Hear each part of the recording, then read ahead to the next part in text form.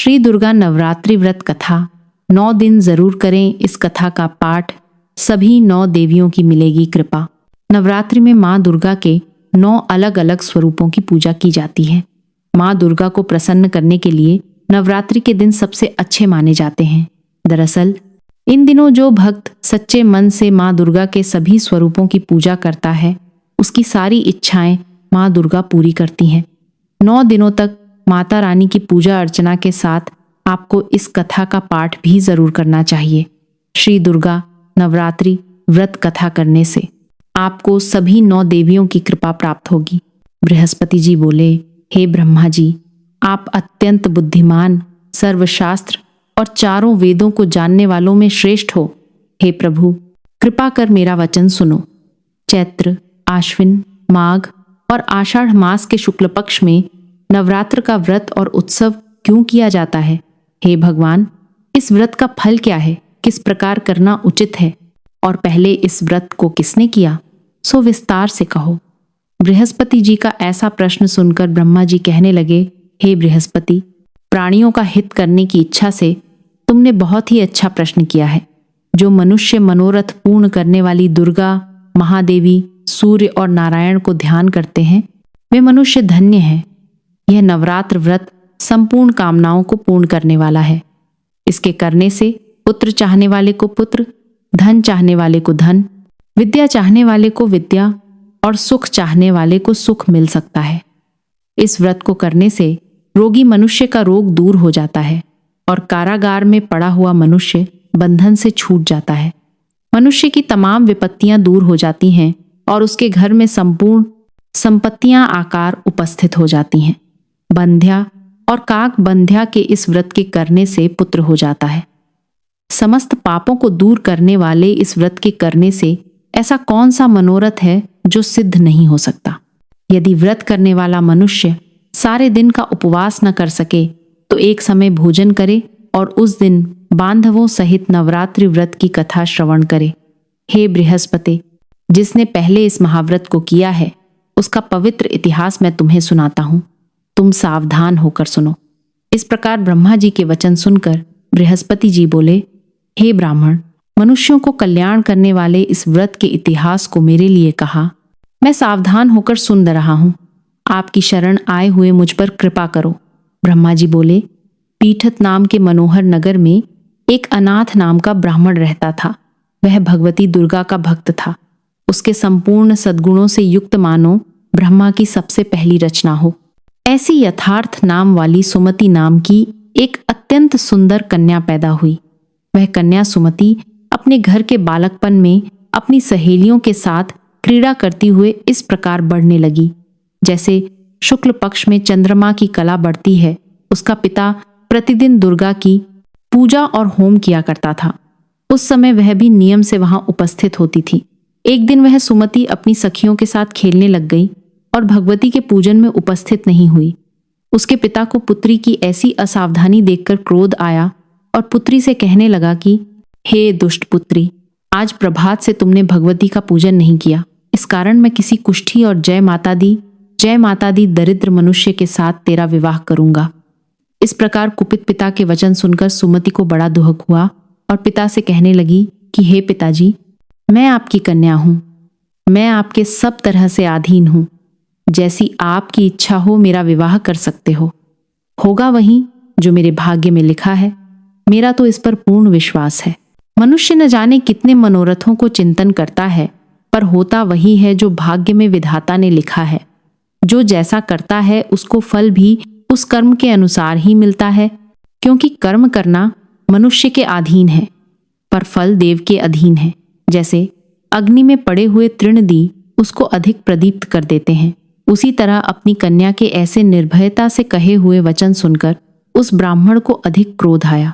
तब उसने अपनी कन्या का एक कुष्ठी के साथ विवाह कर दिया और अत्यंत क्रुद्ध होकर पुत्री से कहने लगा कि जाओ जाओ, जल्दी जाओ, अपने कर्म का फल भोगो। देखें केवल भाग्य भरोसे पर रहकर क्या करती है। सब प्रकार से कहे हुए पिता के कटु वचनों को सुनकर सुमति अपने मन में विचार करने लगी कि अहो, मेरा बड़ा दुर्भाग्य है जिससे मुझे ऐसा पति मिला। इस तरह अपने दुहक का विचार करती हुई वह सुमति अपने पति के साथ वन चली गई और भयानक वन में कुशायुक्त उस स्थान पर उन्होंने वह रात बड़े कष्ट से व्यतीत की। उस गरीब बालिका की ऐसी दशा देखकर भगवती पूर्व पुण्य के प्रभाव से प्रकट होकर सुमति से कहने लगी कि हे ब्राह्मणी, मैं तुम पर प्रसन्न हूं।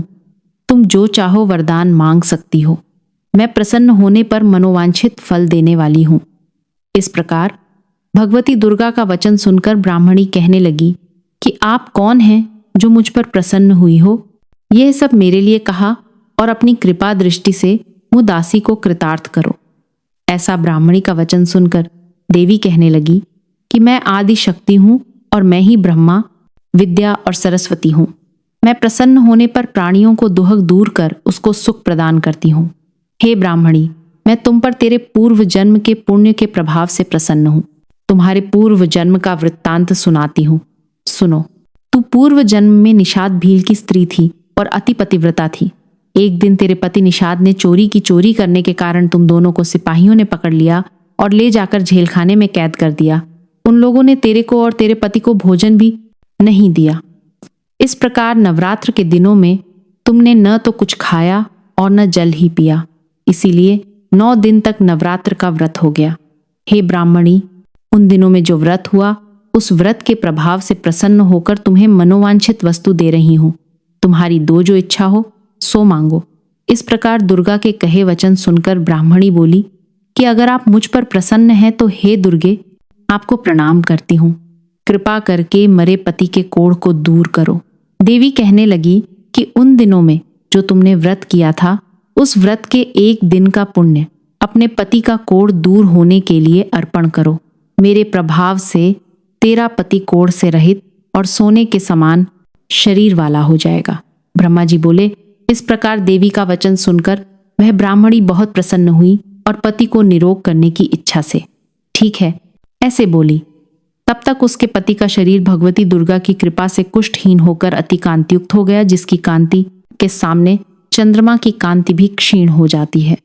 वह ब्राह्मणी पति की मनोहर देह को देखकर देवी को अति पराक्रमी वाली समझकर स्तुति करने लगी कि हे दुर्गे, आप दुर्गत को दूर करने वाली, तीनों जगत का संताप हरने वाली, समस्त दुहकों को दूर करने वाली, रोगी मनुष्य को निरोग करने वाली, प्रसन्न होने पर मनोवांछित वस्तु को देने वाली और दुष्ट मनुष्य का नाश करने वाली हो। तुम ही सारे जगत की माता और पिता हो। हे अम्बे, मुंह अपराध रहित अबला की मरे पिता ने कुष्ठ के साथ विवाह कर मुझे घर से निकाल दिया। उसकी निकाली हुई मैं पृथ्वी पर घूमने लगी। आपने ही मेरा इस आपत्ति रूपी समुद्र से उद्धार किया है। हे देवी, आपको प्रणाम करती हूँ। मुझ दीन की रक्षा करो। ब्रह्मा जी बोले कि हे बृहस्पति। इसी प्रकार उस सुमति ने मन से देवी की बहुत स्तुति की। उससे की हुई स्तुति सुनकर देवी को बहुत संतोष हुआ और ब्राह्मणी से कहने लगी कि हे ब्राह्मणी, तुम्हारे उदयल नाम का एक अति बुद्धिमान, धनवान, कीर्तिवान और जितेंद्रिय पुत्र शीघ्र ही होगा। ऐसा भाग कहकर वह देवी उस ब्राह्मणी से फिर कहने लगी कि हे ब्राह्मणी, और जो कुछ तेरी इच्छा हो वही मनोवांछित वस्तु तुम मांग सकती हो। ऐसा भगवती दुर्गा का वचन सुनकर सुमति बोली कि हे भगवती दुर्गे, अगर आप मेरे पर प्रसन्न हैं तो कृपा कर मुझे नवरात्रि विधि बताइए। हे दयावती, जिस विधि से नवरात्र व्रत करने से आप प्रसन्न होती हैं उस विधि और उसके फल को मेरे लिए विस्तार से वर्णन करें। इस प्रकार ब्राह्मणी के वचन सुनकर दुर्गा कहने लगी कि हे ब्राह्मणी, मैं तुम्हारे लिए संपूर्ण पापों को दूर करने वाली नवरात्र व्रत विधि को बतलाती हूँ, जिसको सुनने से तमाम पापों से छूटकर मोक्ष की प्राप्ति हो जाती है। आश्विन माह आस के शुक्ल पक्ष की प्रतिपदा से लेकर 9 दिन तक विधि पूर्वक व्रत करें। यदि दिन भर का व्रत न कर सके तो एक समय का भोजन करें। पढ़े लिखे ब्राह्मणों से पूछकर घट स्थापना करें और वाटिका बनाकर उसको प्रतिदिन जल से सींचें। महाकाली, महालक्ष्मी और महासरस्वती की मूर्तियां बनाकर उसकी नित्य विधि सहित पूजा करें और पुष्पों से विधि पूर्वक अर्घ्य दें। बिजौरा के फूल से अर्घ्य देने से रूप की प्राप्ति होती है। जायफल से, कीर्ति दाग से कार्य की सिद्धि होती है। आंवले से सुख और केले से भूषण की प्राप्ति होती है। इस प्रकार फलों से अर्घ्य देकर यथाविधि हवन करें। खांड, घी, गेहूं, शहद, जौ, तिल, बिंब, नारियल, दाख और कदम्ब इनसे हवन करें। गेहूं होम करने से लक्ष्मी की प्राप्ति होती है। खीर व चंपा के पुष्पों से धन और पत्तनों से तेज और सुख की प्राप्ति होती है। आंवले से कीर्ति और केले से पुत्र हो। कमल से राज सम्मान और दुखों से सुख संपत्ति की प्राप्ति होती है। व्रत करने वाला मनुष्य इस विधान से होम कर आचार्य को अत्यंत नम्रता के साथ प्रणाम करे और यज्ञ की सिद्धि के लिए उसे दक्षिणा दे। इस महाव्रत को पहले बताई हुई विधि के अनुसार जो कोई करता है उसके सब मनोरथ सिद्ध हो जाते हैं। इसमें तनिक भी संशय नहीं है। इन 9 दिनों में जो कुछ दान आदि दिया जाता है उसका करोड़ों गुना फल मिलता है। इस नवरात्रि के व्रत करने से ही अश्वमेघ यज्ञ का फल मिलता है। हे ब्राह्मणी, इस संपूर्ण कामनाओं को पूर्ण करने वाले उत्तम व्रत को तीर्थ मंदिर अथवा घर में ही विधि के अनुसार करें। ब्रह्मा जी बोले कि हे बृहस्पति, इस प्रकार ब्राह्मणी को व्रत की विधि और फल बताकर देवी अंतर्ध्यान हो गई। जो मनुष्य या स्त्री इस व्रत को भक्तिपूर्वक करता है वह इस लोक में सुख पाकर अंत में दुर्लभ मोक्ष को प्राप्त होता है। हे बृहस्पति, यह दुर्लभ व्रत का माहात्म्य मैंने तुम्हारे लिए बतलाया है। ऐसा ब्रह्मा जी के वचन सुनकर बृहस्पति जी आनंद के कारण रोमांचित हो गए और ब्रह्मा जी से कहने लगे, हे ब्रह्मा जी, आपने मुझ पर अति कृपा की जो अमृत के समान इस नवरात्रि व्रत का महात्म्य सुनाया। हे प्रभो, आपके बिना और कौन इस महात्म्य को सुना सकता है? ऐसे बृहस्पति जी के वचन सुनकर ब्रह्मा जी बोले कि हे बृहस्पति, तुमने सब प्राणियों का हित करने वाले इस अलौकिक व्रत को पूछा है, इसलिए तुम धन्य हो। यह भगवती शक्ति संपूर्ण लोकों का पालन करने वाली है। इस महादेवी के प्रभाव को कौन जान सकता है? जय मां दुर्गा।